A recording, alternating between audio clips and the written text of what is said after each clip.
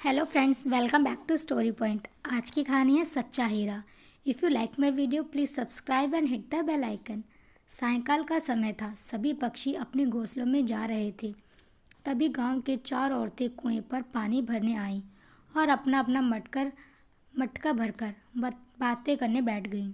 इस पर पहली औरत बोली, अरे भगवान, मेरा जैसा लड़का सबको दे। उसका कंठ इतना सुरीला है कि सब उसकी आवाज़ सुनकर मंत्रमुग्ध हो जाते हैं। इस पर दूसरी औरत बोली कि मेरा लड़का इतना बलवान है कि सब उसे देखकर आज के युग का भीम कहते हैं।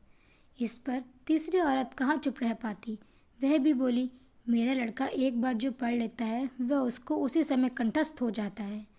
यह सब बात सुनकर चौथी औरत कुछ नहीं बोली। तो इतने में दूसरी औरत ने कहा, अरे बहन, आपका भी तो एक लड़का है, आप उसके बारे में कुछ नहीं बोलना चाहती हो? इस पर से उसने कहा, मैं क्या कहूँ, वह ना तो बलवान है और ना ही अच्छा गाता है। यह सुनकर चारों स्त्रियों ने मटके उठाए और अपने गांव की ओर चल दी। तभी कानों में कुछ सुरीला सा स्वर सुनाई दिया। पहली स्त्री ने कहा, देखा, मेरा पुत्र आ रहा है, वह कितना सुरीला गाना गा रहा है। पर उसने अपनी माँ को नहीं देखा और उनके सामने से निकलकर चला गया। अब दूर जाने पर एक बलवान लड़का वहाँ से गुजर रहा था। औरत ने कहा, देखो, मेरा बलिष्ठ पुत्र आ रहा है। पर उसने भी अपनी माँ को नहीं देखा और सामने से निकल गया। तभी दूर जाकर मंत्रों की ध्वनि उनके कानों में पड़ी। तब तीसरी औरत ने कहा, देखो, मेरा बुद्धिमान पुत्र आ रहा है।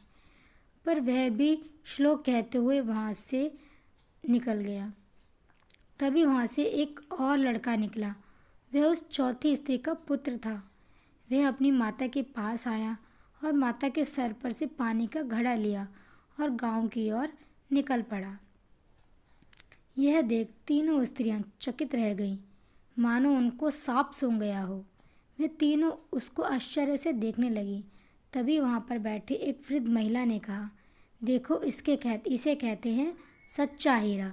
सबसे पहले और सबसे बड़ा ज्ञान संस्कार होता है, जो किसी और से नहीं बल्कि स्वयं हमारे माता पिता से हमें प्राप्त होता है। फिर भले ही हमारे माता पिता शिक्षित हों या ना हों, यह ज्ञान उनके अलावा दुनिया का कोई भी व्यक्ति नहीं दे सकता। Thank you.